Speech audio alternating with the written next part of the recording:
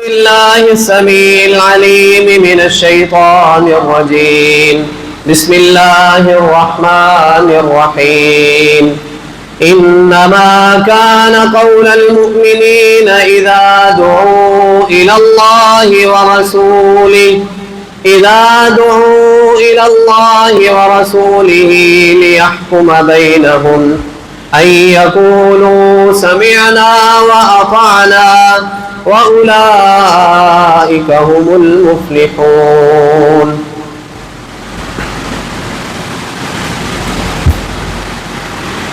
مصور کھینچ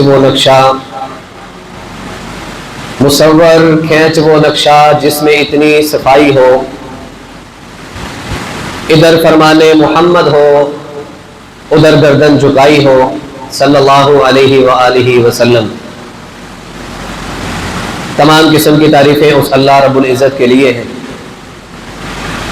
جو ہم سب کا خالق ہے، مالک ہے، رازق ہے، داتا ہے، نفع نقصان کا مالک ہے، بگڑیاں بنانے والا ہے، موت و حیات کا مالک ہے، علی کل شیء قدیر ہے. بے شمار لا تعداد انگنت درود و سلام سید الاولین والآخرین، امام مجتبی، امام الرسل، خاتم الانبیاء، آقائے دو جہاں، کائنات کے سردار نبی جناب محمد الرسول اللہ صلی اللہ علیہ وآلہ وسلم کی ذات اقدس کے لیے. صاحب اور ساتھیوں، قابل احترام تشریف فرما ماں اور بہنوں، اس کائنات کے اندر ہر مسلک سے تعلق رکھنے والا، وہ چاہے اہل حدیث ہو، دیوبندی ہو، بریلوی حضرات ہو، سنی حضرات ہو، شیعہ حضرات ہو، اس کائنات کے اندر ہر انسان جو زندگی گزارتا ہے اور اپنے آپ کو مسلمان کہلواتا ہے، کسی بھی فرقے، کسی بھی مسلک، کسی بھی جماعت کے ساتھ تعلق رکھنے والا ہو، آج ہر انسان اس بات کا اقرار کرتا ہے کہ میں رسول اللہ صلی اللہ علیہ وآلہ وسلم سے سچی اور سچی محبت کرتا ہوں. ہر انسان یہ دعویٰ کرتا ہے کہ یہ میرے نبی ہیں، میں اپنی نبی کے لیے اپنی جان کی بازی لگانے کے لیے بھی تیار ہوں. حضرات و سامعین، ایک ہے صرف دعویٰ کرنا کہ انسان اس بات کا دعویٰ کرے کہ مجھے اللہ اور اس کے رسول سے بڑی محبت ہے. ایک ہے کہ اس دعوے کے مطابق انسان کے پاس کچھ دلائل بھی ہوں، اس کی زندگی بھی کچھ اس طرح سے گزرے تو پھر بات بنتی. ایک سادہ سی مثال ہم اپنے پاکستان کے قانون اور پاکستان کی عدالتوں کو مد نظر رکھ لیں کہ کوئی انسان اگر عدالت کے اندر جا کے یہ دعویٰ کرے کہ فلاں پلاٹ، فلاں مکان، فلاں جگہ میری ہے، اور دوسرا انسان کہے نہیں جی میری ہے، تو دعویٰ کرنے والے انسان کو عدالت کی طرف سے یہ حکم ہوگا کہ جو تم دعویٰ کر رہے ہو اس کا کوئی ثبوت پروف لے کے آؤ. اگر ثبوت موجود ہوئے اور پروف موجود ہوئے تو عدالت ان ثبوتوں کو دیکھ کر اس کے حق میں فیصلہ کر دے گی. لیکن اگر وہ انسان اپنے دعوے میں جھوٹا نکلا تو یقیناً فیصلہ دوسرے انسان کے حق میں کر دیا جائے گا. حضرات و سامعین، ایک عدالت رب کی بھی لگنے والی ہے، وہ عدالت کہ جس دن کے متعلق سورۃ یاسین کے اندر رب العالمین اعلان کرتے ہیں الیوم نختم علی افواہہم وتکلمنا ایدیہم وتشہد ارجلہم بما کانوا یکسبون. آج کے دن ہم نے تمہارے منہوں پر مہر لگا دی، تالے لگا دیے. وتکلمنا ایدیہم، اور ہم سے تمہارے ہاتھ کلام کریں گے. وتشہد ارجلہم بما کانوا یکسبون، اور تمہارے پاؤں گواہی دیں گے جو تم عمل کیا کرتے تھے. وہ رب کی عدالت لگنے والی ہے جو دنیا کی عدالتوں سے کہیں مختلف ہے. دنیا کی عدالتوں میں سچ کو جھوٹ اور جھوٹ کو سچ بنانے میں رشوت لگتی ہے، پیسہ لگتا ہے، تعلق واسطے اور ناطے لگتے ہیں. وہاں پہ یہ ساری چیزیں ختم ہیں، وہاں پہ ان ساری چیزوں کا کوئی تعلق نہیں. اگر تعلق ہوتا تو میرے اور آپ کے پیر و مرشد جناب محمد صلی اللہ علیہ وآلہ وسلم جب اس کائنات کو الوداع کر رہے تھے نا، اپنی سب سے چھوٹی بیٹی، اپنی لخت جگر اماں جی فاطمہ رضی اللہ تعالی عنہا، ان کے کان میں دو باتیں کی تھی، ایک کو سن کے انہوں نے رونا شروع کر دیا، دوسری کو سن کے مسکرانا شروع کر دیا۔ وہ باتیں کیا تھی؟ اور اس وقت کی ہوئی نصیحت کو اگر ہم دیکھیں، رسول اللہ صلی اللہ علیہ وآلہ وسلم نے اس وقت چند نصیحتیں کی تھی اور فرمایا تھا فاطمہ یہ مت سمجھنا تیرا باپ نبی ہے، میں کل قیامت کو تیرے کسی کام نہیں آؤں گا۔ مطلب کیا ہے کہ کوئی رشتہ، کوئی ناتا، کوئی تعلق اور کوئی رشوت، بلکہ قرآن نے تو یہاں تک اعلان کیا کہ انسان کہے گا کہ آج میرے بدلے میرے ماں باپ کو پکڑ لیا جائے، بہن بھائیوں کو پکڑ لیا جائے، پوری کائنات کو اٹھا کے جہنم کے اندر پھینک دیا جائے، آج مجھے بچا لیا جائے، لیکن نہیں، رب العالمین کیا کہتے ہیں؟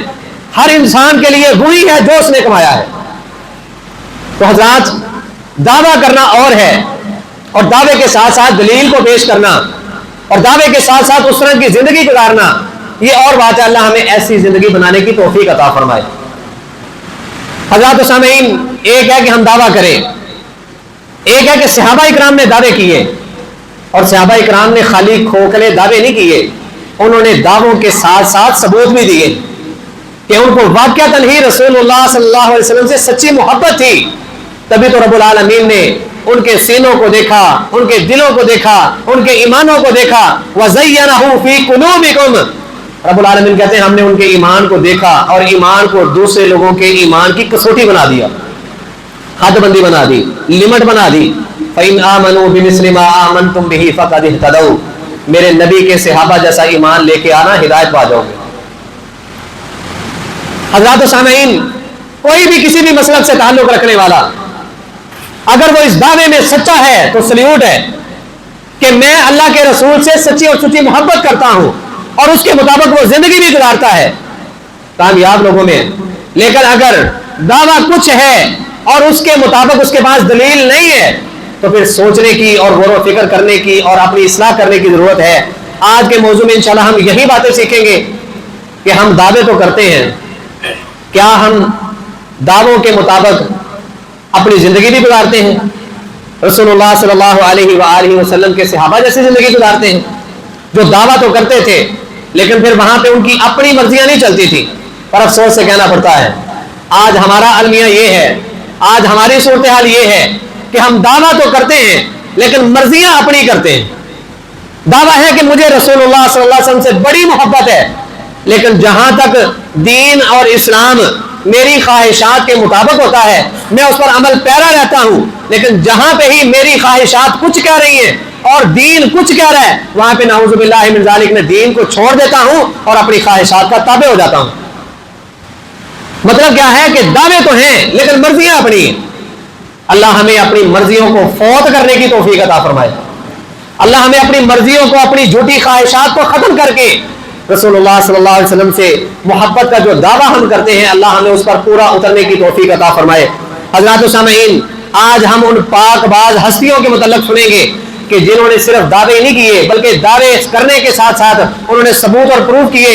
رب نے کہیں ان کا ذکر قرآن کے اندر کر دیا، کہیں رسول اللہ صلی اللہ علیہ وسلم کی نبوت والی زبان سے ان کا ذکر کروا دیا، رہتی دنیا تک قیامت کی دیواروں تک رب نے ان کے تذکرے اور چرچے مشہور کر دیے۔ حضرات و سامعین، صحابہ اکرام نے رسول اللہ صلی اللہ علیہ وآلہ وسلم کو کیسے مانا؟ پہلی بات تو یہ ہے آج کے سبق میں سیکھنے والی، ایک ہم مانتے ہیں، ایک صحابہ اکرام کے ماننے کا طریقہ۔ آج ہم نے اپنی زندگیوں کے زاویے چینج کرنے ہیں۔ اگر میرا طریقہ صحابہ اکرام جیسا ہوا تو الحمدللہ، اور اگر میرا ٹریک، میرا طریقہ، میرا راستہ اور میری سوچ اور فکر الگ ہے صحابہ اکرام کی سوچ اور فکر سے تو پھر آج مجھے اپنی اصلاح کی ضرورت ہے۔ صحابہ اکرام نے رسول اللہ صلی اللہ علیہ وسلم کو کیسے مانا؟ قرآن کا اعلان ہے انما کان قول المؤمنین اذا دعوا الی اللہ ورسولہ لیحکم بینہم۔ ایمان والے بندوں کا حال یہ ہے کہ جب اللہ اور اس کا رسول ان کو اپنی طرف بلائے، لیحکم بینہم، تاکہ وہ ان کے درمیان فیصلہ کرے، ان یقولوا سمعنا واطعنا، ان کا پھر کہنا یہ ہونا چاہیے کہ ہم نے سن لیا اور ہم نے اطاعت کر لی۔ مطلب کیا ہے؟ قرآن کا دوسرا مقام سادہ بے شمار مطلب آپ نے سنا ہے، یا ایھا الذین آمنوا اطیعوا اللہ واطیعوا الرسول۔ ایمان والوں کس کی اطاعت کرنی ہے؟ اللہ کی اطاعت کرنی ہے اور اس کے رسول کی اطاعت کرنی ہے۔ ولا تبطلوا اعمالکم، ان کی مخالفت کر کے کہیں اپنے عملوں کو برباد نہ کر لینا۔ ان کی اطاعت، ان کی فرما برداری میں دنیا آخرت کی کامیابی ہے۔ رب العالمین کہہ رہے ہیں کہ جو لوگ یہ کہتے ہیں ان یقولوا سمعنا واطعنا، جو کہتے ہیں ہم نے سن لیا اور ہم نے اطاعت کی. صحابہ اکرام کا تو یہ قول تھا سمعنا وصدقنا، سمعنا واطعنا، اس کے علاوہ ان کے لبوں پر ان کے زبانوں پر کوئی بات ہی نہیں ہوتی تھی. وہاں پہ وہ یہ نہیں دیکھتے تھے کہ یہاں پہ میری خواہش کیا کہہ رہی ہے، یہاں پہ میری تمنا کیا کہہ رہی ہے، یہاں پہ میری آرزو اور میری جستجو کیا کہہ رہی ہے، یہاں پہ میری فیملی کا کیا حال ہوگا، میرے رشتہ دار کیا کہیں گے، میرے کنبے قبیلے اور خاندان والے کیا سوچیں گے اور کیا کہیں گے. آج ہم تو ساری زندگی اسی سوچ اور فکر میں گزار دیتے ہیں نا کہ یار اگر میں نے یہ کام کر لیا تو لوگ کی کہیں گے، ساڈی تے ناکی نہیں رہے خاندان چ تے لوگ بھی پھر بڑا بنا سوار کے کہندے نے انا للہ و انا الیہ راجعون. چنگا ہوندا سی کیوں جی، لوگوں نے تو فرینڈ یہی کہنا نا. لوگ کہتے ہیں لیکن ہم نے لوگوں کی باتوں کی پرواہ نہیں کرنی. ہم نے پرواہ کرنی ہے تو اس فکر کی، اس بات کی کہ یار میرا رب کیا کہے گا. جس رب نے مجھے پیدا کیا ہے، جس نے ماں کے پیٹ میں بھی مجھے تنہا نہیں چھوڑا، دنیا میں آ کے میرے اوپر آزمائشیں آئی، رب نے مجھے اکیلا نہیں چھوڑا، ہر موقع پر ہر مرحلے پر رب نے مجھے تنہا نہیں چھوڑا، میرے ساتھ تھا، اور مر کے میں نے اسی رب کے سامنے جانا ہے. جب مر کے رب کے سامنے گیا تو رب کیا کہے گا، یہ فکر پیدا کرنی ہے. صحابہ اکرام کہتے ہیں سمعنا واطعنا، ہم نے سن لیا اور اطاعت کر لی، فرما برداری کر لی. سمعنا وصدقنا، ہم نے سن لیا اور ہم نے تصدیق کی، اسی کے مطابق زندگی گزارنی شروع کر دی. رب العالمین کہتے ہیں وَأُولَئِكَ هُمُ الْمُفْلِحُونَ، یہ وہ لوگ ہیں جو کامیاب ہونے والے، فلاح پانے والے. حضرات یہاں پہ میرے اور آپ کے لیے اس بات میں سبق کیا تھا؟ مرضی ہم بھی دعوے ہم بھی کرتے ہیں، صحابہ اکرام نے بھی دعوے کیے، لیکن اس کے ساتھ ساتھ انہوں نے جو اگلا ثبوت اور پروف پیش کیا نا، وہاں پہ اپنی مرضی قربان، فیملی کی مرضی قربان، فیملی کی خواہشیں قربان، خاندان کی فکر قربان، کنبا قبیلہ کیا کہے گا قربان، جو کچھ تھا سب کچھ لوٹا دیا. راضی کس کو کیا ہے؟ اللہ اور اس کے رسول کو. اللہ ہمیں بھی ایسا ایمان نصیب فرمائے. حضرات قرآن کہتا ہے وما كان لمؤمن ولا مؤمنة اذا قضى الله ورسوله امرا ان يكون لهم الخيرة من امرهم ومن يعص الله ورسوله فقد ضل ضلالا مبينا. اللہ اور اس کا رسول اے ایمان والو کسی مومن مرد کے لیے، کسی مومنہ عورت کے لیے لائق نہیں ہے. وما كان لمؤمن ولا مؤمنة، کسی مومنہ عورت کے لیے، کسی مومن مرد کے لیے یہ لائق ہی نہیں ہے.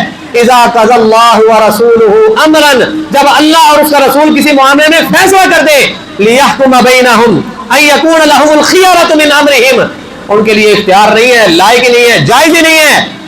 بے شک ان کو اختیار بھی دیا گیا ہو، وہ اس اختیار کے ہونے کے باوجود بھی اللہ اور اس کے رسول کے فیصلے کی مخالفت کرے، کسی کے لیے جائز نہیں ہے.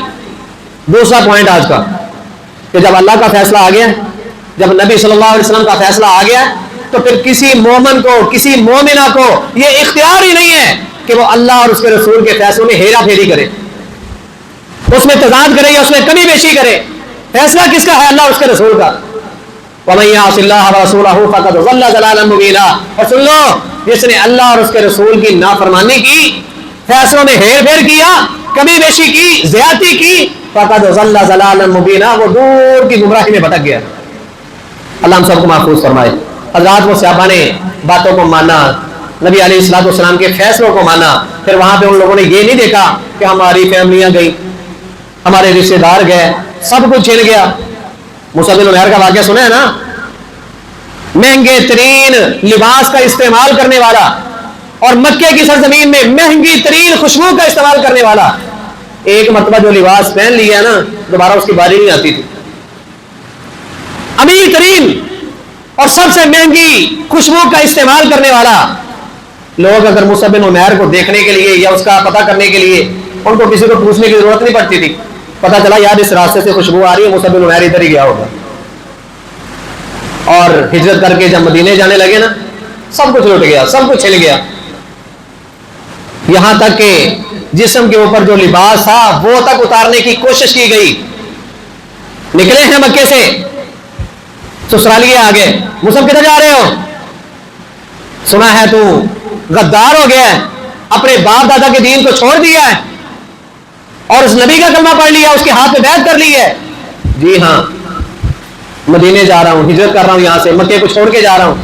اچھا، دو چیزیں ہیں، یا تو اس نبی کا ساتھ چھوڑ دے یا پھر ہماری بہن کو چھوڑ دے. بہن کو چھوڑ دیا یعنی کہ اپنی بیوی کو چھوڑ دیا. بچہ پاس ہے, اس کو لے کے جانے لگے, کہنے لگے یہ بچہ بھی ہمارا ہی ہے, بچہ بھی واپس لے لیا. ادھر اس کے بھائی آ گئے, ہاں جی مصعب صاحب کدھر جا رہے ہیں؟ مکے کو چھوڑ کے مدینے جا رہا ہوں, ہجرت کر رہا ہوں. یہ تیرے پاس جو ساز و سامان ہے یہ کہاں سے لیا؟ یہ بھی تو ہمارا ہی ہے. ساز و سامان بھی واپس لے لیا. یہ جس سواری پہ بیٹھے ہو یہ سواری بھی ہماری ہے, واپس کرو. یا اس نبی کا ساتھ چھوڑو. نبی کا ساتھ چھوڑنا گوارا نہیں کیا. دنیا کی آسائشیں, دنیا کی نعمتیں اور دنیا میں ایک ساتھ دینے والی بیوی اور آنکھوں کی جو اولاد ٹھنڈک ہوتی ہے, سب کچھ اللہ تعالیٰ کی محبت میں, رسول اللہ صلی اللہ علیہ وسلم کی محبت میں قربان کر دیا. وہ سب وہاں سے پیدل چل کے مدینے آئے. نبی علیہ السلام صحابہ کرام کی مجلس میں بیٹھے ہیں. دور سے ایک انسان چلتا ہوا نظر آ رہا ہے اور تھکا ہارا ہے, ایسے ہی کہ جیسے اگلے قدموں پہ گر پڑے گا. چلتے چلتے وہ قریب آئے, لگتا ہے نبی علیہ السلام فرماتے ہیں مجھے لگتا ہے وہ مصعب آ رہا ہے. قریب آئے, بال اور سر کے بال, داڑھی کے بال, پورا کا پورا لباس گردنود ہے. مصعب کیا حالت بنا کے آئے ہو؟ اللہ کے نبی کچھ حالت نہیں ہے, سب کچھ لٹا کے دین بچا کے آگے ہوں. سمعنا و اطعنا, جن لوگوں نے نبی علیہ السلام کی بات کو سنا اور اطاعت کی, جنہوں نے کہا ہم نے سن لیا اور ہم نے صداقت کی گواہیاں دے دی, انہوں نے پھر کسی بات کی پرواہ نہیں کی. وہ ہماری طرح کے نہیں تھے. اللہ ہمیں بھی ایسا ایمان, صحابہ کرام جیسا ایمان بنانے کی توفیق عطا فرمائے. حضرات رسول اللہ صلی اللہ علیہ وآلہ وسلم مدینے کی سرزمین پہ شراب کہاں پہ حرام ہو گئی ہے؟ مکے سے مدینے میں شراب کی حرمت کا حکم نازل ہوا. اب ذرا یہاں پہ غور کیجئے گا کہ صحابہ اکرام کے دعوے اور ہمارے دعوے, صحابہ اکرام کے ایمان اور ہمارے ایمان, صحابہ اکرام کی اللہ اس کے رسول سے محبت اور ہماری اور اللہ اور اس کے رسول سے محبت کیسی ہے؟ ان کے ایمان کو دیکھ کے رب کہتا ہے رضی اللہ عنہم ورضوا عنہ, اور آج ہم اپنے ایمان پہ ہی فکر مند ہو کے بیٹھے ہوتے ہیں. آج ہمارا ایمان ہمیں ہی تسلی نہیں دیتا کہ تو اگر اسی لمحے مر گیا تو جنت میں جا سکتا ہے. کیوں جی؟ صحابہ اکرام کا ایمان جن کو دیکھ کے رب کہہ رہا ہے کہ اس جیسا ایمان لے کے آؤ, ہدایت پا جاؤ گے. اور آج میرا اور آپ کا ایمان جو قدم قدم پہ ڈولنے والا, قدم قدم پہ ڈولنے والا, شراب کی حرمت کا حکم نازل ہوا. رسول اللہ صلی اللہ علیہ وآلہ وسلم پر پے در پے حکم اتر رہے ہیں, اور ہم نے سنا تھا کہ یہ کس کی خواہش کے مطابق اتر رہے ہیں؟ عمر فاروق رضی اللہ تعالیٰ عنہ کی خواہش کے مطابق. عمر فاروق رضی اللہ عنہ سے دعا کرتے ہیں, بات لمبی نہ ہو جائے, آپ نے یہ واقعہ سنا ہوا ہے. قصہ مختصر, شراب کی حرمت کا حکم نازل ہو گیا. رسول اللہ صلی اللہ علیہ وآلہ وسلم کے یہ صحابہ, آقا علیہ الصلوۃ والسلام کے یہ شاگرد, انہوں نے یہ نہیں سوچا. رسول اللہ صلی اللہ علیہ وسلم ایک اعلان کرنے والے کو بھیجتے ہیں کہ جاؤ جا کے مدینے کی گلیوں میں اعلان کر دو کہ اللہ نے شراب کو حرام کر دیا. یہ اعلان کرنے والا نکلا, مدینے کی گلیوں میں گھوم پھر رہا اور اعلان کر رہا ہے رسول اللہ صلی اللہ علیہ وسلم کی طرف سے یہ حکم ہے, اللہ نے شراب کو حرام کر دیا ہے. لوگ اپنے اپنے گھروں میں موجود ہیں, جن میں صحابہ بھی ہیں, اپنے اپنے گھروں میں موجود ہیں. اچھا جی, وہاں پہ کسی نے یہ نہیں سوچا کہ سانو کہڑا نبی علیہ السلام نے بلا کے کوئی کارنر میٹنگ کر کے کیا کہ بھائی شراب حرام ہو گئی ہے لہٰذا آج کے بعد تجھے شراب نہیں پینی. کسی نے یہ نہیں سوچا, کسی نے یہ نہیں سوچا کہ سانو کہڑا کوئی پروٹوکول, ایک عام اعلان ہی کیتا ہے نا, تو ٹھیک ہے کوئی نہیں, جیڑی پئی ہے پی لینے ہیں, بعد نہیں بناواں گے. جو پڑی ہے اس کو بیچ لیتے ہیں یا استعمال کر لیتے ہیں, دوبارہ نہیں بنائیں گے. نہیں, محبت دیکھیں, محبت, اطیع اللہ و اطیع الرسول والی زندگی دیکھیں. سمعنا و اطعنا کا مطلب سمجھیں, سمعنا و صدقنا کا مطلب کیا ہے وہ سمجھیں. اعلان کرنے والے نے اعلان کیا ہے, کسی کے ذہن میں یہ بات نہیں آئی کہ نبی نے کون سا مجھے بلایا ہے, یا اس شراب کو جو بنائی ہے اس کو پی لیتے ہیں یا اس کو بیچ لیتے ہیں, دوبارہ نہیں بنائیں گے, حرام تو ہو ہی گئی. نہیں, اعلان سننے کی دیر ہے. لوگوں کے کانوں میں یہ آوازہ پہنچا, اعلان پہنچا, لوگوں نے شراب کیا, شراب والے برتن تک توڑ کے رکھ دیے. اور لکھنے والے لکھتے ہیں کہ مدینے کی گلیوں میں شراب ایسے بہ رہی تھی جیسے ایک سیلابی ریلا ہوتا ہے. محبت کی انتہا چیک کریں. محبت کا ثبوت اس سے بڑا اور کیا ہوگا کہ صحابہ اکرام نے وہاں پہ کسی بات کو ترجیح نہیں دی. اللہ کے مفسرین لکھتے ہیں کہ مدینے کی سرزمین میں اس وقت اس سے مہنگی اور اعلیٰ کوالٹی کی شراب اس سے اچھی کسی اور جگہ کی ہوتی ہی نہیں تھی, لیکن سب کچھ ختم کر دیا, شراب تک بہا دی, وہ برتن تک توڑ دیے کہ یہ برتن بھی ہمارے گھر میں کہیں پڑا نہ رہ جائے. صحابہ اکرام کے ایمان کے جذبے صحابہ اکرام کی رسول اللہ صلی اللہ علیہ وسلم سے محبت آپ اس بات سے بھی اندازہ لگا سکتے ہیں. رسول اللہ صلی اللہ علیہ وسلم مدینے کی سرزمین میں ہیں, بلکہ آپ مکے کے اندر بھی ہیں, تو آپ کے دل کی ایک خواہش تھی جو چلتے چلتے مدینے بھی آ گئی, اور مدینے آ کے بھی آپ کے دل کی وہ خواہش دن بدن بڑھتی جا رہی ہے. کسی کو پتا وہ کون سی ہے؟ کسی کو پتا ہے؟ سانو فلموں کا پوچھ لو, سانو ڈرامے کا پوچھ لو, سانو سارا کچھ پتا ہوئے گا. رسول اللہ صلی اللہ علیہ وآلہ وسلم کی ایک دل کی خواہش تھی, لیکن وہ لفظ رسول اللہ صلی اللہ علیہ وسلم نے کبھی زبان پر نہیں لائے, اپنی اس خواہش کو کبھی اپنی زبان تک نہیں لے کے آئے. قربان جائیں اللہ تیری شان پر, تیری قدرت پر, تیرے کمالات پر, کہ تو واقعتاً ہی دلوں کے رازوں کو بھی جانتا ہے, تو دلوں کی خواہشوں کو بھی پورا کر دیتا ہے. بے شک وہ لفظ زبان پہ آئے نہ آئے, انسان کے دل میں کوئی خواہش ہو اور دل ہی دل میں وہ رب سے کال ملا لے, رب العالمین اس کے دل کی خواہش کو بھی پورا کر دیتا ہے. ایمان ہونا چاہیے, یہ ایمان کی کیفیت ہے. نبی علیہ السلام کی خواہش کیا تھی؟ آپ مکے کی سرزمین میں کس طرف منہ کر کے نماز پڑھتے ہیں؟ مسجد اقصی بیت المقدس کی طرف.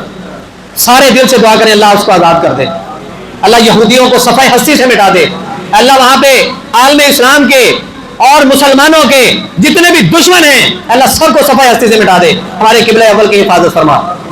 اس طرح منہ کر کے نماز پڑھتے ہیں. نبی علیہ السلام کی دل کی خواہش ہے کہ میرے باپ ابراہیم علیہ السلام نے اور اسماعیل علیہ السلام نے اپنے ہاتھوں سے جو اللہ کا گھر بنایا ہے, اللہ ہمارا قبلہ اس طرف کر دے. مکہ چھوڑ کے مدینے آ گیا, لیکن مدینے میں بھی نبی علیہ السلام کی خواہش یہی تھی, لیکن یہ خواہش کبھی زبان پہ نہیں آئی. قرآن کا اعلان سنیں, قد نرا تقلب وجهک فی السماء, اے نبی ہم تیرے چہرہ مقدس کو دیکھتے ہیں آسمانوں کی طرف اڑتا ہوا. فلنولینک قبلۃ ترضاها, ان قریب ہم تیرے قبلے کو تبدیل کر دیں گے جس سے تو خوش ہو جائے گا. فولی وجهک مسجد الحرام, اب آپ اپنے چہرے کو کس طرف پھیر لیں؟ مسجد حرام کی طرف پھیر لیں. مدینے کی آبادی بڑھ گئی, مدینے والوں کی قسمت جاگ گئی. یثرب بیماریوں کا گھر ہوتا تھا, نبی علیہ السلام مدینے میں آئے, اس کی قسمت کو 4 چاند لگ گئے. نبی علیہ السلام کا 7 لوگوں کو نصیب ہو گیا, آبادی بڑھ گئی. مسجد نبوی کے علاوہ رسول اللہ صلی اللہ علیہ وسلم نے کچھ امام مقرر کر دیے, کچھ اپنے صحابہ کی ڈیوٹیاں لگا دی کہ وہاں پہ مسجد بنا لو, وہاں پہ مسجد بنا لو, وہاں پہ مسجد بنا لو, امام مقرر کر دیے. اب وہ جو امام مقرر کیے نا, ان کی حالت بھی ذرا چیک کیجئے گا. نبی علیہ السلام کے ساتھ وہ نماز پڑھتے ہیں فرائض. مثال کے طور پہ مثال دے کے بات سمجھاتا ہوں. ظہر کی نماز انہوں نے نبی علیہ السلام کے ساتھ 4 فرض پڑھے, یا عصر کی نماز انہوں نے نبی علیہ السلام کے ساتھ 4 فرض پڑھے ہیں. ظہر ہے یا عصر ہے, مثال دیتا ہوں. اب وہ فرض پڑھ کے چلے گئے ہیں اپنی مسجد میں جہاں پہ ان کی ڈیوٹی لگی ہے امامت کی. اب جو پیچھے مقتدی ہیں ان سب نے فرض پڑھنے ہیں, امام صاحب آگے آگے ہیں. اب امام صاحب کی نیت کیا ہے اور مقتدیوں کی نیت کیا ہے؟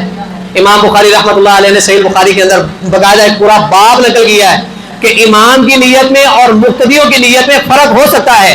صحابہ نبی علیہ السلام کے پیچھے فرائض پڑھ کے اپنی ڈیوٹی والی جگہ پر جاتے, جہاں پہ ان کی امامت کی ذمہ داری تھی, وہاں پہ جا کے ان کے نوافل ہو جاتے, پیچھے پڑھنے والے جو حضرات ہوتے ہیں ان کے فرائض ہو جاتے. عصر کی نماز کا وقت ہے. نبی علیہ السلام کا صحابی نبی علیہ السلام کی رفاقت میں, آقا علیہ السلام کی امامت میں, نبی علیہ السلام کی معیت میں عصر کی نماز پڑھی ہے. دوران نماز قبلہ چینج ہو گیا, حکم آ گیا رب کی طرف سے, فولی وجہک شطر المسجد الحرام, اے نبی صلی اللہ علیہ وسلم اب آپ اپنے چہرے کو مسجد اقصی سے پھیر کے کس طرف لے جائیں؟ بیت اللہ کی طرف. اللہ نے آپ کی خواہش کو قبول کر لیا ہے, آپ کے قبلے کو تبدیل کر دیا ہے. اس صحابی نے نماز مکمل کی نبی علیہ السلام کے ساتھ, قبلہ چینج ہوا, نبی علیہ السلام نے بھی اپنا نماز میں قبلہ چینج کر دیا, صحابہ کرام بھی تبدیل ہو گئے, نماز مکمل ہوئی.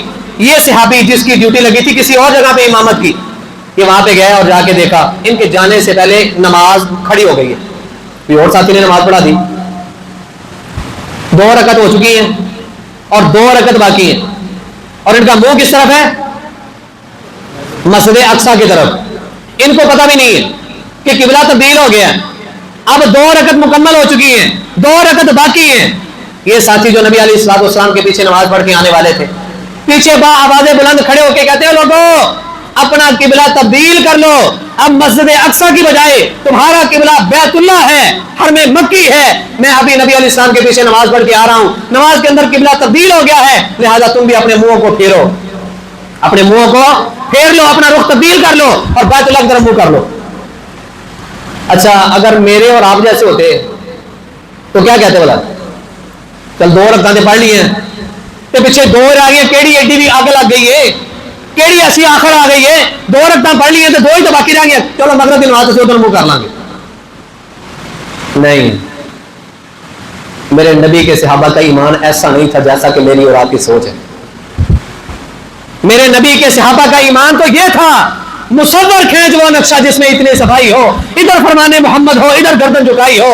نبی علیہ السلام کا صحابی آ کے یہ اعلان کرتا ہے لوگوں قبلہ تبدیل ہو گیا ہے. لوگوں نے دیکھا کہ جو امام تھا وہ صفوں کو چیرتا ہوا دوسری جانب آیا اور اس نے اپنا منہ بیت اللہ کی طرف کر لیا. پیچھے لوگوں نے بھی اپنے رخ کو چینج کر کے دوسری 2 رکھتے انہوں نے بیت اللہ کی طرف منہ کر کے نماز پڑھی. میری اور آپ کی محبت, میرے اور آپ کے دعوے اور صحابہ کرام کی محبت میں یہ فرق ہے. ہم نے اس فرق کو دور کرنا ہے. ان کے ایمان کو دیکھ کر آپ کہتا ہے رضی اللہ عنہ ورضوا عنہ. آج مجھے میرا ایمان ہی تسلی نہیں دیتا. سوچ کی ضرورت ہے, فکر کی ضرورت ہے. اللہ احکم الحاکمین ہمیں ایسا ایمان بنانے کی توفیق عطا فرمائے. حضرات رسول اللہ صلی اللہ علیہ وآلہ وسلم منبر رسول پہ ہیں, خطبہ ارشاد فرما رہے ہیں. لوگ اسی طرح آ جا رہے ہیں, کچھ ساتھی ادھر کھڑے ہیں, کوئی درمیان میں کھڑے ہیں, کوئی ادھر کھڑے ہیں. نبی علیہ الصلوۃ والسلام نے دیکھا کہ ایک بد مزگی والا معاملہ ہے, تو آپ نے فرمایا اجلسو. کیا فرمایا؟ اجلسو. ساری عربی انگلش لینگویج کی ہوئے گا بھلا سیٹ, بیٹھ جاؤ بھائی. نبی السلام فرماتے ہیں اجلسو, بیٹھ جاؤ. اچھا جی, حکم تو آپ نے دیا تھا جو اندر تھے, جو آپ کو کھڑے لوگ نظر آ رہے تھے آپ نے ان کو کہا تھا.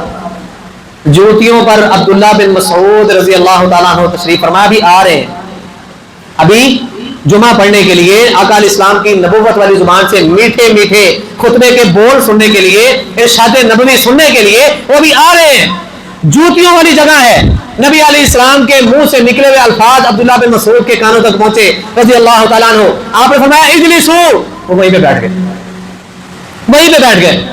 اندر والے بیٹھ گئے, باہر نبی علیہ السلام کی نظر پڑی کہ عبداللہ بن مسعود جوتیوں والی جگہ میں بیٹھے. آپ نے فرمایا تعال یا عبد اللہ بن مسعود, اے عبداللہ بن مسعود آگے آ جاؤ, وہاں پہ کیوں بیٹھے ہو؟ اے اللہ کے نبی صلی اللہ علیہ وسلم آپ نے فرمایا تھا اجلسو, بیٹھ جاؤ. تو میں وہیں پہ بیٹھ گیا, کہیں آپ کے حکم کی نافرمانی نہ ہو جائے, کہیں حکم عدولی نہ ہو جائے. رسول اللہ صلی اللہ علیہ وسلم فرماتے ہیں عبداللہ بن مسعود, میں نے وہ تم سے نہیں کہا تھا, میں نے وہ لفظ, میں نے وہ حکم تم سے نہیں کہا تھا. وہ تو یہ لوگ موجود تھے, میں نے ان کو کہا تھا. لیکن محبت کی انتہا دیکھیں, محبت کی انتہا دیکھیں. کون عبداللہ بن مسعود رضی اللہ تعالیٰ عنہ؟ عمر فاروق رضی اللہ تعالیٰ عنہ بڑے قد کاٹ والے آدمی تھے, ان کا لمبا قد تھا. اور عمر فاروق رضی اللہ تعالیٰ عنہ خود ہی بیان کرتے ہیں کہ عبداللہ بن مسعود رضی اللہ تعالیٰ عنہ اتنے چھوٹے تھے کہ ہم بیٹھے ہوتے اور عبداللہ بن مسعود رضی اللہ تعالیٰ عنہ کھڑے ہوتے, پھر بھی وہ چھوٹے تھے. کون عبداللہ بن مسعود؟ ون کا ایک درخت ہوتا ہے, ون کا. عبداللہ بن مسعود رضی اللہ تعالیٰ عنہ اس درخت پر چڑھے ہیں اس کا پھل اتارنے کے لیے. باریک باریک پنڈلیاں, باریک باریک پنڈلیاں جیسے جانوروں کی باریک باریک ٹانگیں ہوتی ہیں. صحابہ کرام بعض موجود ہیں, عبداللہ بن مسعود رضی اللہ تعالیٰ عنہ کی اس باریک باریک پنڈلیوں کو دیکھ کے انہوں نے مذاق اڑایا, ہنسنا شروع کر دیا, ہنسنا شروع کر دیا. عبداللہ بن مسعود رضی اللہ تعالیٰ عنہ بڑے پریشان ہوئے, شکایت لے کے نبی علیہ السلام کے پاس آ گئے. اے اللہ کے نبی صلی اللہ علیہ وسلم, کہ میرے ساتھی میرا اس طرح مذاق اڑاتے ہیں, مذاق اڑاتے ہیں. حضرات یاد رکھیں, صحابہ کرام نے اگر اس وقت عبداللہ بن مسعود رضی اللہ تعالیٰ عنہ سے مذاق کیا تھا نا, اس مذاق میں اور آج میرے اور آپ کے مذاق میں بھی زمین آسمان کا فرق ہے. نبی علیہ السلام نے صحابہ کرام کو بلایا, ان کی کلاس لی باقاعدہ, اور ساتھ ساتھ ان کو نصیحت بھی فرمائی. فرمایا تم عبداللہ بن مسعود کی پنڈلیاں اور باریک ٹانگیں دیکھ کے اس کا مذاق اڑاتے ہو. میں محمد اللہ کی قسم اٹھا کے کہتا ہوں, عبداللہ بن مسعود کی ایک پنڈلی کو ایک ترازو میں رکھ دیا جائے, احد پہاڑ اس کا مقابلہ نہیں کر سکتا.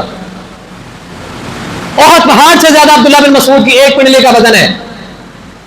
یہ شان ہے میرے نبی کے صحابہ کی, یہ شانیں, یہ مرتبے اور مقام کس وجہ سے ملے؟ انہوں نے نبی علیہ السلام کی اطاعت کی ہے, انہوں نے دعویٰ کیا ہے تو دعوے کے ساتھ دلیلیں پیش کی ہیں. حضرات ایک اور بات سن لیں, زینب رضی اللہ تعالیٰ عنہ جس کو زینب بنت جاش بھی کہتے ہیں, ان کا بھائی فوت ہو گیا, بھائی فوت ہو گیا. اچھا جی, کسی کا بھائی, کسی کا بیٹا یا کسی کا باپ فوت ہو جائے تو شریعت نے اس کو کتنے دن سوگ کا حکم دیا ہے؟ سبق یاد کرنا ہے اسے انشاءاللہ. کتنے دن حکم دیا ہے؟ سارے بولو, جنہوں نے منہ زبان ہے وہ بھی بولو, تو جنہوں نے نہیں ہے وہ بھی بولو. کنے دن سبق یاد کر لو. میرا فرمان نہیں ہے, میرا حکم نہیں ہے, میرا فتویٰ نہیں ہے. کس کا فتویٰ ہے؟ اللہ اور اس کے رسول کا فتویٰ ہے. کسی کا بیٹا فوت ہو جائے, کسی کا بھائی فوت ہو جائے, کسی کا باپ فوت ہو جائے, کتنے دن سو گئے؟ 3 دن. ہاں, کسی عورت کا خامد فوت ہو جائے 4 مہینے 10 دن وہ عدت میں گزارے گی. سبق یاد ہو گیا؟ زینب بنت جاش ان کا بھائی فوت ہو گیا. 3 دن گزارنے کے بعد انہوں نے غسل کیا, اچھا لباس پہنا, اور عورتیں جتنا کو بناؤ سنگار گھر میں رہ کے کرتی ہیں اتنا کیا, اور ساتھ میں اپنے ارد گرد کی جو عورتیں تھیں نا ان کو مخاطب کر کے کہتی ہیں کہ یہ مت سوچنا کہ مجھے اپنے بھائی کے مرنے کا کوئی غم نہیں ہے, کوئی افسوس نہیں ہے, کوئی صدمہ نہیں ہے. میں نے یہ عمل اس لیے کیا ہے, میرے پیغمبر محمد الرسول اللہ منبر پر تشریف فرما تھے, آقا علیہ الصلوۃ والسلام نے حکم دیا تھا 3 دن سے بڑھ کے کسی کا سوگ نہیں ہے. ہاں, وہ عورت جس کا خامد فوت ہو جائے وہ 4 مہینے 10 دن عدت میں گزارے گی, بناؤ سنگار نہیں کرے گی. میرا بھائی فوت ہوا ہے, میں نے 3 دن گزار لیے ہیں, سوگ ختم ہو چکا ہے, یہ عمل کر کے میں نے یہ بتایا کہ میں نے نبی علیہ السلام کی بات پر عمل کر لیا. کیوں جی, ہمارے گھروں کی کیفیت بھی یہ ہوتی ہے. فوتگی والے معاملے تو ہر گھر میں ہوتے ہیں, اور کوئی بھی یہاں پہ اسٹامپ کروا کے نہیں آیا, کوئی پکی مہر لوا کے نہیں آیا کہ میں نہیں جانا, سب نے جانا ہے. اللہ احکم الحاکمین ہمیں ایسا ایمان بنانے کی توفیق عطا فرمائے. حضرات, وہ صحابہ کرام کا ایمان تو ایسا تھا کہ نبی علیہ الصلوۃ والسلام کا فرمان آ جاتا وہ اپنا سب کچھ قربان کر دیتے, سب کچھ قربان کر دیتے. اس کی ایک مثال آخری بات سنا کے اپنی بات کو ختم کرتا ہوں. نام سنا ہوگا حضرت جلیبیب, صحابی تھے نبی علیہ السلام کے, سانولا سا رنگ ہے. جلیبیب رضی اللہ تعالیٰ عنہ نبی علیہ السلام کی خدمت میں حاضر ہوئے. اللہ کے نبی صلی اللہ علیہ وسلم, نیچے اگر جگہ نہیں ہے تو ساتھی اوپر چلے گئے, ساتھی تھوڑا آگے ہو جائے, پیچھے ساتھیوں کو جگہ مل جائے. نبی علیہ السلام کی خدمت میں حاضر ہوئے حضرت جلیبیب رضی اللہ تعالیٰ عنہ. اللہ کے نبی صلی اللہ علیہ وسلم, کلمہ تو پڑھ لیا ہے, مسلمان تو ہو گیا ہوں. اللہ کے نبی صلی اللہ علیہ وسلم, اب ایک خواہش ہے, شادی کرنا چاہتا ہوں, شادی کرنا چاہتا ہوں. آج ہمارے معاشرے نے تو اتنا بگاڑ پیدا کر دیا نا کہ اگر کوئی بیٹا اپنے باپ سے یہ کہے نا کہ ابا جی میں گناہوں سے بچنا چاہتا ہوں, گندی نگاہوں سے, اپنی آنکھوں کی خیانت سے بچنا چاہتا ہوں, اور میں ہر قسم کے ظاہری باطنی گناہ سے اپنے آپ کو بچانا چاہتا ہوں, میری شادی کر دیں. ہمارے معاشرے نے یہ ہمیں سبق دیا ہے کہ اس سے بڑا بدتمیز بچہ ہے ہی نہیں جڑا اپنے باپ کو کہنا میرا بیان کر دے. ہمارے معاشرے نے یہ درس دیا نا ہمیں. صحابی ہیں, ابھی چند دن ہوئے کلمہ پڑھ کے مسلمان ہوئے, نبی علیہ السلام کی خدمت میں حاضر ہوئے, شاگرد ہیں نبی علیہ السلام کے. اللہ کے نبی, شادی کرنا چاہتا ہوں, گناہوں سے اپنی زندگی کو بچانا چاہتا ہوں, بد نگاہی سے بچنا چاہتا ہوں, شیطان کے حملوں سے بچنا چاہتا ہوں. نبی علیہ السلام فرماتے ہیں اچھا, وہ میرا ایک صحابی ہے, فلاں فلاں اس کا نام ہے, اس کی بیٹی جوان ہے, اس سے مجھے کہا تھا کوئی رشتہ ہو تو بتانا. ایسا کرو تم وہاں پہ چلے جاؤ اور جا کے بتانا کہ مجھے نبی علیہ السلام نے بھیجا ہے. ٹھیک ہے جی, چل پڑے. جا کے ان کا دروازہ کھٹکھٹایا گیا. بیٹی کا باپ باہر نکلا, السلام علیکم. وعلیکم السلام, جی کیسے آنا ہوا ہے؟ مجھے اللہ کے نبی صلی اللہ علیہ وسلم نے بھیجا ہے. خوش آمد کی, اندر لے گئے, کھلایا پلایا. جی بتائیں کیسے آنا ہوا؟ بات دراصل یہ ہے کہ نبی علیہ السلام نے فرمایا تھا کہ آپ کی بیٹی جوان ہے, میں شادی کرنا چاہتا ہوں. میں نے بات کی تھی نبی علیہ السلام سے, نبی علیہ السلام نے آپ کی طرف بھیج دیا. کیوں جی, ایسے کو مسجد تک چندہ نہیں دیتا کہ بھائی فلاں نے بھیجا کہ مسجد اتنا چندہ دے دو, اتنا فنڈ دے دو. وہ رشتہ لینے چلے گئے. بات بڑی گہری ہے, آپ کی توجہ کی ضرورت ہے. لڑکی کا باپ اٹھا, کہتا ٹھیک ہے بیٹھے. لڑکی کا باپ اٹھا, جا کے اپنی ہم راز اپنی بیوی سے مشورہ کیا. اور سے بیوی نے بھی دیکھا, کہتی ہے ٹھیک ہے, غریب ہوتا تو گزارا ہو جاتا, لیکن رنگ ذرا تھوڑا جانا سامنا ہے. بہرحال دیکھتے ہیں. پیچھے وہ لڑکی بھی آ گئی جس کے رشتے کو لینے کے لیے یہ نبی کا صحابی آیا, نبی کے حکم پر. اس نے آگے ماں کے کندھے پر ہاتھ رکھا اور فرمایا اماں جان ذرا سوچ کے جواب دینا, یہ سوچو بھیجنے والے کون ہیں؟ اور تیری بیٹی تو خوش قسمت ہے, کسی کا رشتہ اس کا باپ دیکھتا ہے, کسی کا بھائی دیکھتا ہے, کسی کے چاچو ماموں دیکھتے ہیں, کسی کے ننھیال دیکھتے ہیں, کسی کے ددیال دیکھتے ہیں, کسی کا ماں باپ جاتا ہے. اور تیری بیٹی تو بڑی خوش نصیبی والی ہے کہ تیرے نبی کا رشتہ بھیجنے والے ہیں محمد رسول اللہ جو اللہ کے نبی ہیں. مشورہ ہوا, ٹھیک ہے جی ہمیں یہ رشتہ منظور ہے. نبی علیہ السلام کے پاس گئے, निकाह हुआ, सारी बातचीत हुई, नबी अलैहिस्सलाम ने हाथ उठा के बरकत की दुआ की। हज़रात ये सारी बात करने का मतलब ये था कि वो लोग नबी अलैहिस्सलाम के एक इशारे पर अपनी ख्वाहिशात को, अपना सब कुछ कुर्बान कर देने वाले, और एक हम हैं साढ़े को तो साड़ी नींद नहीं कुर्बान होंगी, ख्वाहिशां कुर्बान करना तो बड़ी दूर की गल है। हम तो वो लोग हैं जानवर के गले पर छुरी चला के उसको कुर्बान कर देंगे, लेकिन मेरा झूठ भी वही, मेरी बेनमाजी भी वही, मेरी गीबतें भी वही, मेरी चुगलियां भी वही, मैं जो जो शैतान को राजी करने वाले काम थे वो सारे के सारे वैसे ही वैसे कर रहा हूं। मेरी ख्वाहिश कुर्बान होने का नाम ही नहीं ले रही। और एक वो मेरे नबी के सहाबा थे जो नबी के एक इशारे पर अपना तन मन धन सब कुछ कुर्बान करके नबी अलैहिस्सलाम की नबूवत वाली जुबान से जन्नत की बशारतें लेके जन्नतों के वारिस बन गए। अल्लाह हमें ऐसा ईमान नसीब फरमाए। हज़रात दावे वो भी करते थे, दावे हम भी करते हैं, लेकिन वो लोग, वो नबी के सहाबा, वो नबी के शागिर्द अपने दावों के साथ साथ अपनी जिंदगी में सबूत और प्रूफ लेके आए। उनके सबूत और प्रूफ अपने कुरान के अंदर नकल कर दिए, नबी अलैहिस्सलाम की जुबान से उनको जिक्र करवा दिया। अल्लाह हमें भी ऐसा ईमान बनाने की तौफीक अता फरमाए। सहाबा इकराम की सीरत को, सहाबा इकराम की सूरत को, उनकी जिंदगियों को पढ़कर उनके मुताबिक अल्लाह हमें अपनी जिंदगियां बनाने की तौफीक अता फरमाए। आखिर दावाना अल्हम्दुलिल्लाहि रब्बिल आलमीन।